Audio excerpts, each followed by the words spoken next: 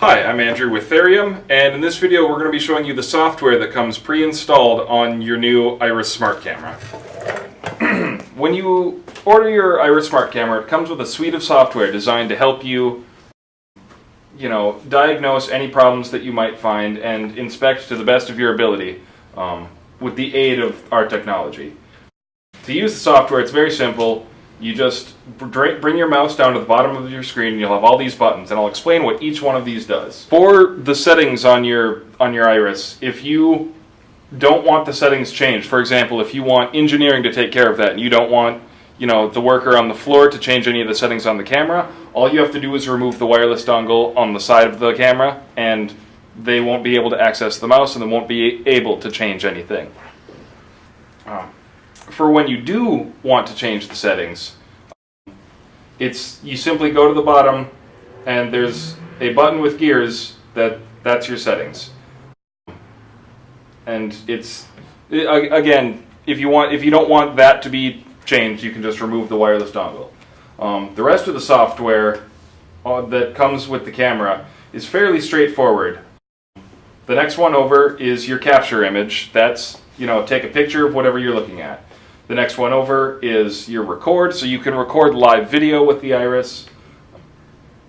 The pause button allows you to freeze an image in place, but it does not capture that image. It's just the frozen image on the monitor. If you want to then capture that image, you have to go back to the camera button. For example, I can move this right now. We're in live image mode. If I pause it, I can move this around, and that doesn't move at all. But that's not a captured image. If I want to capture that image, I go back to the camera and click Capture Image. And there are other things you can do with your image as well. These two buttons flip your image horizontally and vertically. So that flips it horizontal, that flips it, unclick it, that flips it back, and the same with vertical. The next button over allows you to place crosshairs on any part of the screen. And there's a number of different colors. So if you say, have a part that you want it to be your center, so let's go with that arrow. Say you want to put your some markers on the center of that arrow. You can just click whichever one you want. In this case, horizontal red, and then I can go down and click vertical red and find the centers of the arrow.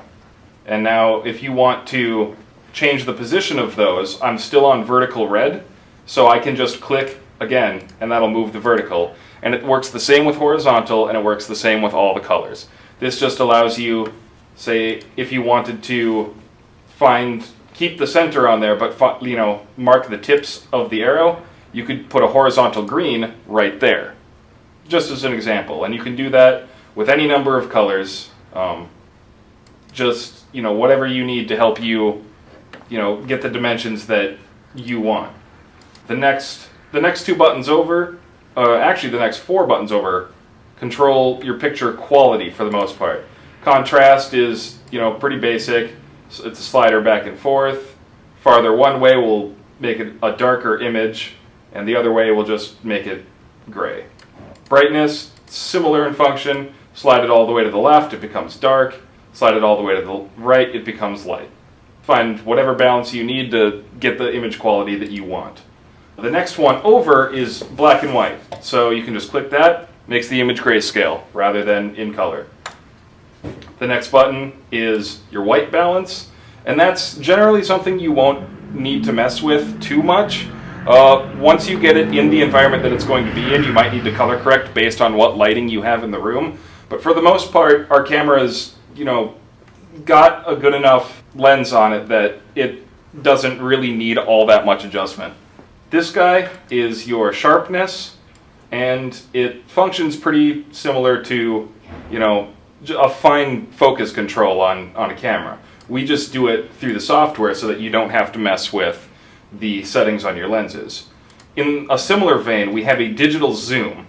Now that, it doesn't make anything clearer the closer you get, but it does make it bigger. I mean, that's the point of a zoom. Your next one, this folder, this is interesting. The picture that we took before the folder is how you get to those. So you can open that up, and find where your pictures are saved. And you can select one of those, and it will display it on the screen. The neat thing about that, what you just saw, was the transparency feature. So if you have a single, small part, say you have something like a washer that you want to, inspect for quality purposes or what have you, you can take a picture of that and use the transparency to bring that picture up